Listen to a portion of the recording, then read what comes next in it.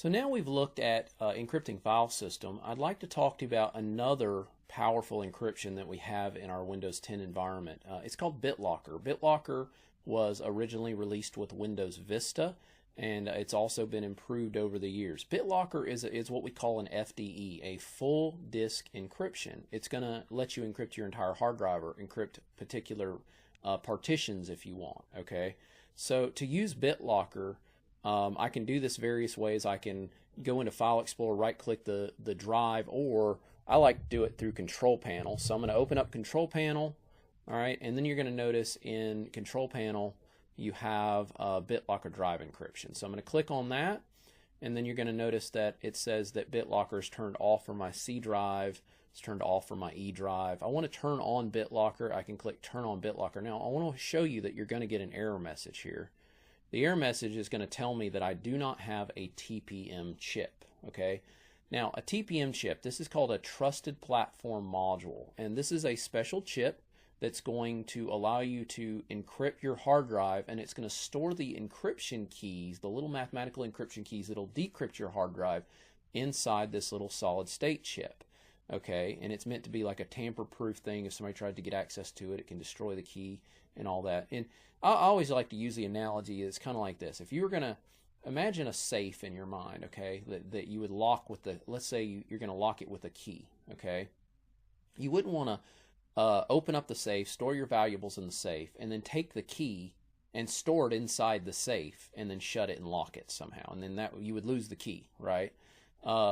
So Bitlocker is the same way. You have to have a place to store your mathematical keys. You don't want to encrypt your mathematical keys on the drive that's being encrypted, because you wouldn't be able to decrypt your keys, right? So there's got to be a place to store it. Microsoft is trying to force us to have this thing called a TPM chip, Trusted Platform Module, okay, which is a safe place to store the key. Now, what is a TPM chip? Here is a picture for you of what it looks like. It's this guy right here, all right?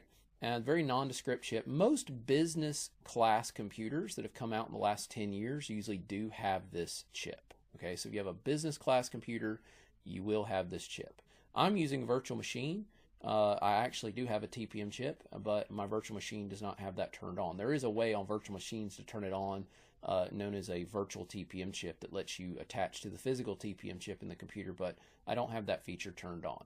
So what I want to show you guys is that actually I could still use Bitlocker if I wanted to without a TPM chip. First off, drives that don't have the operating system on it, like the E drive does not have Windows on it, I can actually encrypt that without actually having to have a TPM chip. But the operating system drive is going to require me to have a TPM chip. I can disable that using GPOs if I want. Okay, so all I got to do is jump over to my domain controller here and then go into the group policy management tool that I showed you guys before. Okay, and I'm going to create a GPO called Bitlocker. Okay, and then I'm just going to edit that GPO. We're going to go under computer config. Let me zoom in on this for you. We're going to go underneath computer config, policies, and then administrative templates, and then Windows components, and there is a set of policies related to Bitlocker right here.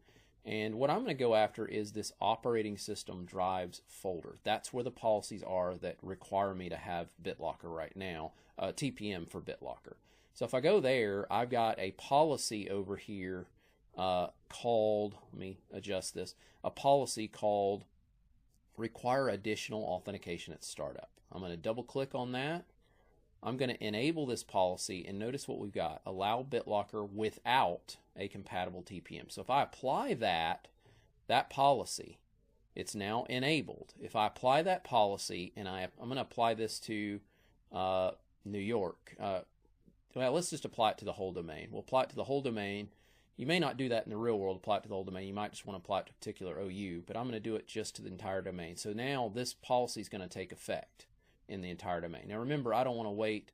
Remember, it's a 90 and 120 minute period. I don't want to wait that long. So I'm going to jump over to my client computer now, and I'm going to run that command that I showed you guys in the group policy lecture, okay, called gp update/force. So we're going to run that on this machine, gp update/force. Okay, meanwhile, I'm going to close out of this screen. I'm going to wait on the policy to refresh. As I do that, I'm going to open up Control Panel. Go ahead and get that loading up here. All right, it's done refreshing. See, it says everything was refreshed successfully. Now watch this. We'll come over and go to Bitlocker again. Oops, let me go back here. Go over to Bitlocker. And then now watch what happens when I say turn on Bitlocker for the C drive.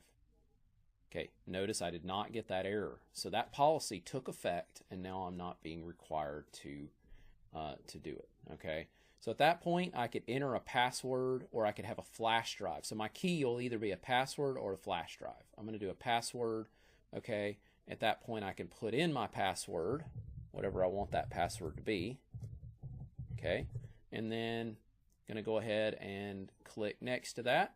And then I could save it. The next thing is going to ask me if I want to save a recovery key. So there's a fail-safe in Bitlocker. If you were to lose the mathematical key to unlock your drive, there's a fail-safe called a recovery key. The recovery key is a 48-digit number that gets you into your machine. You could actually have this number, this key, stored in Active Directory, or it can actually, if you're part of Microsoft's cloud environment, Azure, you can have it stored in the cloud and backed up there. So if somebody gets locked out of their hard drive, you could actually still get into it if you needed to. So in my case, I'm going to save this recovery key, all right, and we'll save it to a file. I'm going to save it over on my domain controller. It won't let me save it directly on my computer for obvious reasons here. All right, let me just put in the right administrator here. There we go.